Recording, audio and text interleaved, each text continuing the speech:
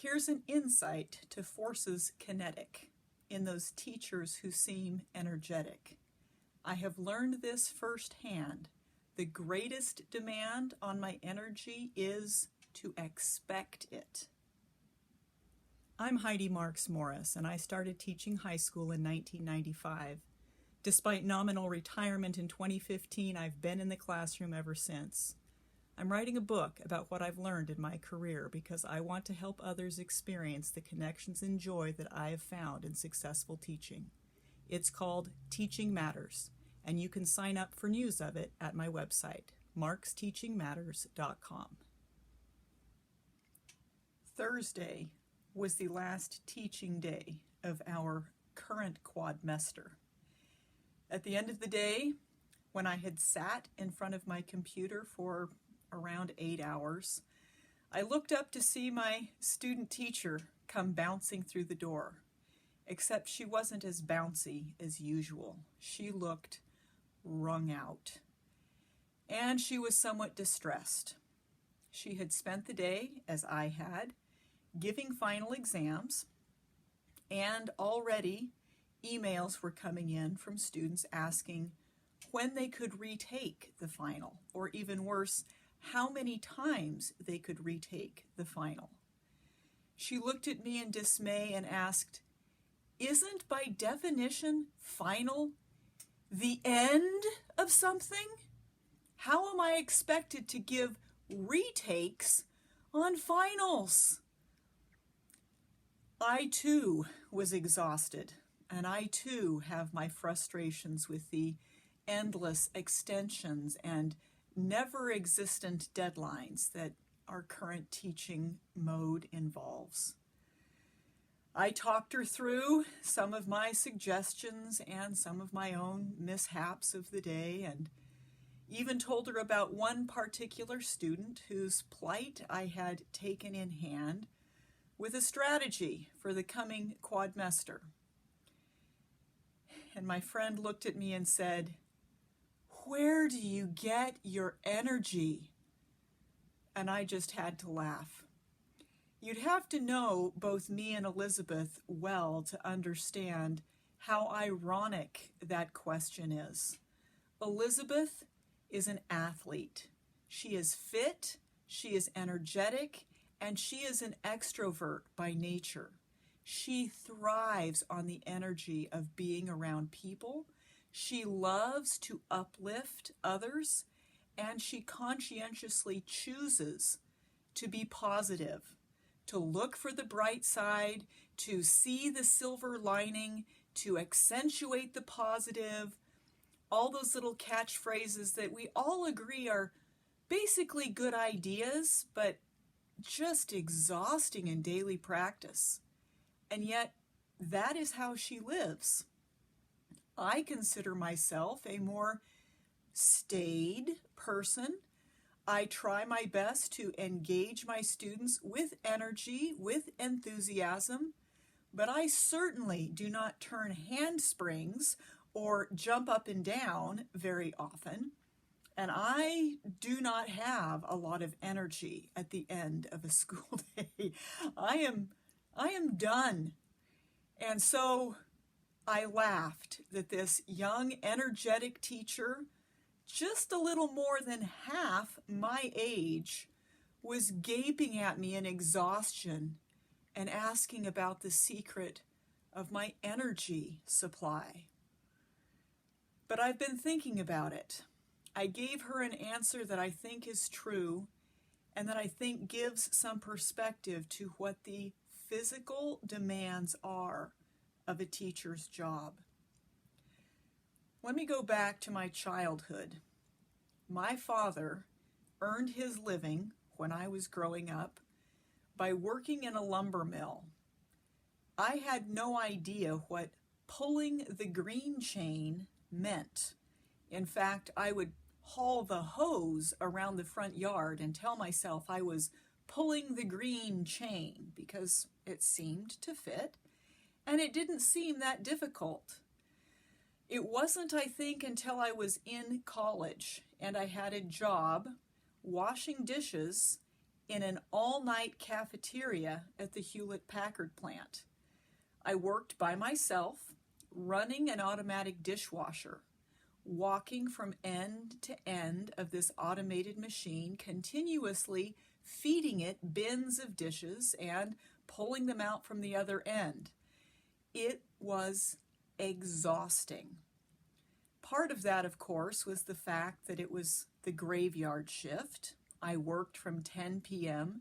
until 6 a.m., and I wondered frequently, what sort of person wants a meal at 3 o'clock in the morning? But that's my job.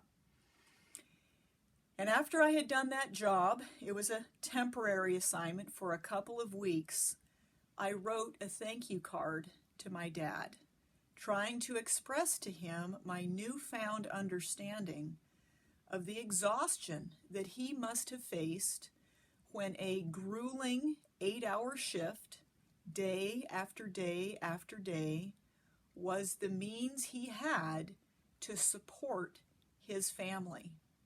He made that sacrifice willingly, knowingly, and at great expense to his physical well-being. My dad is now well into his 70s, and physical mobility is a challenge for him. His entire body hurts. Getting up, getting down are painstaking processes. Now, by comparison, teaching would seem to be a pretty lightweight commitment physically. I am not expected to lift heavy loads, pull green chain, or do any particular physical motion over and over and over again. And yet I can tell you from experience, it is exhausting to teach. The first 2 weeks back at the beginning of every school year, my back, my knees, they tell me, oh boy, this is hard stuff. And I conscientiously make sure my posture is correct, and I wear sensible shoes, and I do my best to physically care for myself. Because standing, just standing for the 8-hour workday is hard on your joints. But I don't just stand, nor do most teachers. I do a lot of walking, back and forth in front of the class, and especially around the class. I spend a lot of time in Spanish, spot checking student by student by student, walking up and down the rows as many times as I can every period. And then there's the kneeling. I believe really strongly that for a really effective connection with a student, eye level helps a lot. Staring down at the student is intimidating and often ineffective. But if I take the time to kneel beside his or her desk and look eye to eye, or even up at that person, I am able to connect better. So I kneel and stand, and kneel and stand, and kneel and stand. And in the course of a 6 or 7 period day, I have knelt and stood probably hundreds of times. The physical demands of movement are very real, and they are very exhausting. However, the most exhausting thing on me as a teacher is to actively expect. This has been brought clear to me by the expectation of students will answer me from the other end of our chat if I wait. Is it a computer lag? Is it a struggle to find the microphone? Is it an absent child? Is it a lack of comprehension of how to answer the question I have asked? There's no way to tell, but I know I need to expect that that student answers me. I've started to keep track in a more conscious way of the active expectations I have of students. I expect them to show up. I expect them to greet me. I expect them to be excited to be in class. I expect them to have their homework done. I expect them to participate. I expect them to get along with the students in the seats beside them. And the list goes on and on. We talk a lot about having high expectations of students, and almost always we're talking about student performance, a student rising to the level of expectation in the aspect of their grade. But daily habits of behavior in the classroom are what underlie all of that effort on the individual part of the student. And it is exhausting to continually expect, to lean forward, eyebrows raised, breath bated, waiting. The answer's going to come. I'm looking for it. You're going to give it to me. Over and over and over. It is absolutely necessary to do that. And I have found it's even more necessary in this distance learning realm when I have no even visual contact with the student.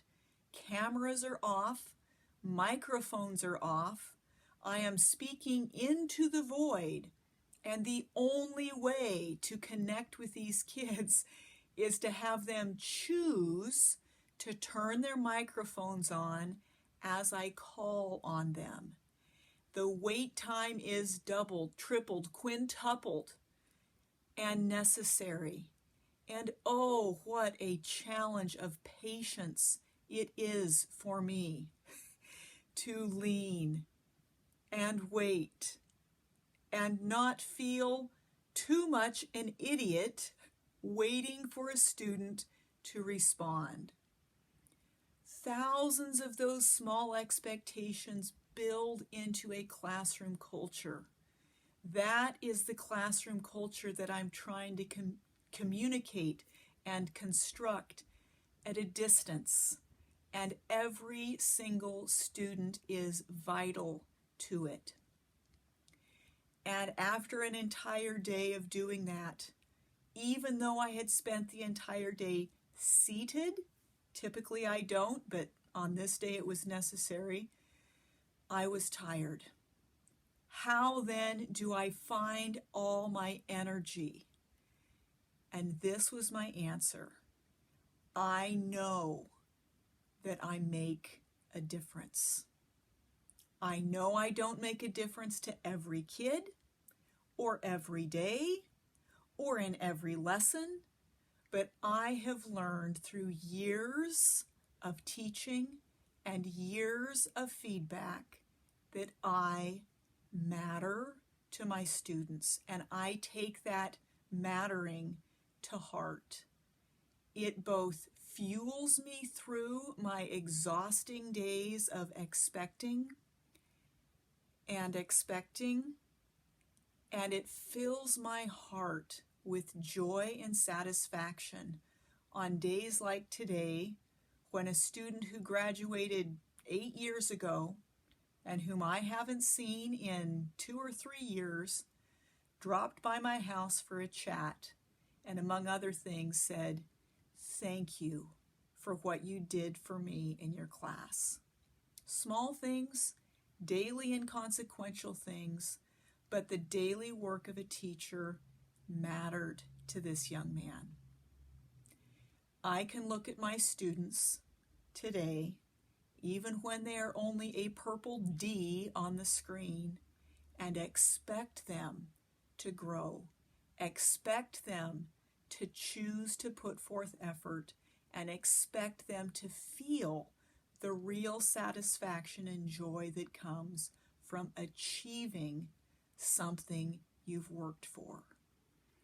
Yes, teaching is demanding, exhausting work, and you need to go at it with energy. And yes, that does make physical demands on your body, and taking care of yourself is imperative.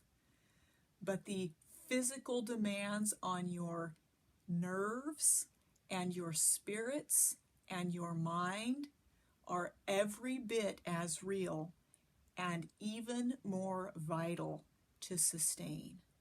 I think as a first-year teacher, when you don't know in your heart that you are making a difference, that can be very difficult to sustain yourself through the demands that are nonetheless there. So my message to those young teachers is know that you matter. Look beyond, look beyond, look beyond. Beyond the frustrations, beyond the apathy, beyond the flippancy and the attitudes that teenagers are so adept at copying, and see the human, and see the difference, and see the joy, and continue to energetically expect the best.